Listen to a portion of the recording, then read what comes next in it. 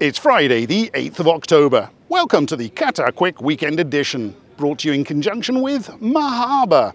And today we're coming from a very toasty Souk Al Wakra. Let me tell you now, this is definitely somewhere you want to come in the afternoon, perhaps from about 4 o'clock onwards.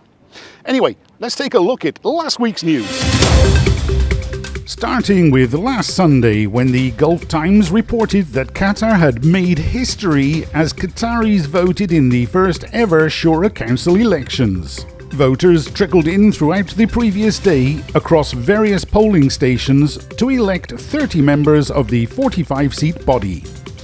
Monday now, and good news as Qatar approves new vaccines and expands its green list for travellers. As part of Qatar's gradual lifting of COVID-19 restrictions, the Ministry of Public Health has updated the country's travel policy and reviewed the country classifications related to COVID-19. The new policy came into effect from 2 p.m. Qatar time on Wednesday, October the 6th. Fully vaccinated Qatari residents and travellers from green list countries will no longer need a PCR test before travelling.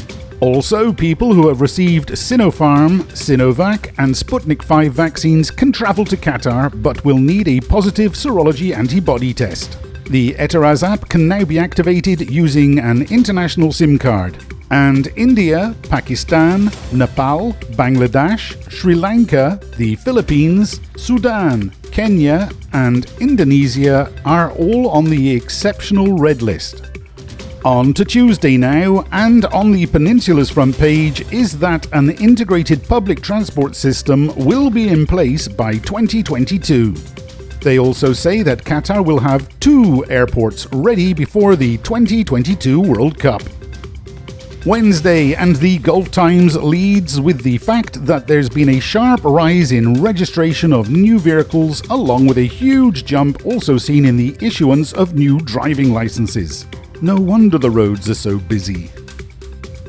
On to yesterday now, and there's been a joint meeting held to solve the Doha traffic congestion problem. A joint meeting attended by representatives of the Ministry of Interior, the Ministry of Transport and Communications and the Public Works Authority Ashghal was held yesterday to discuss the cause of the current traffic congestion on Doha's roads. Also yesterday is the story that visitors and hotel occupancy rates experienced a rise in August. According to the latest report by the Planning and Strategic Authority, as many as 62,114 visitors arrived in August this year, compared to 3,019 visitors in the same month last year. Strong growth was visible on a month-on-month basis as 38,289 visitors arrived in Qatar in July, showing a growth of 62%.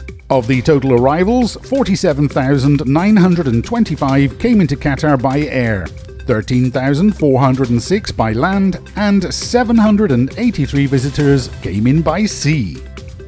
Now today's news, and the Ministry of Interior offers expatriates a grace period to correct their residency status. Expatriates can now seek exemption or reduction in fines stemming from violations of residency and family visit rules. The grace period to rectify legal status is from October the 10th to December the 31st, 2021. That's all for the news this week. I'm going to go and get something nice and cool to drink, and you can take a look around Souk Al Wakra.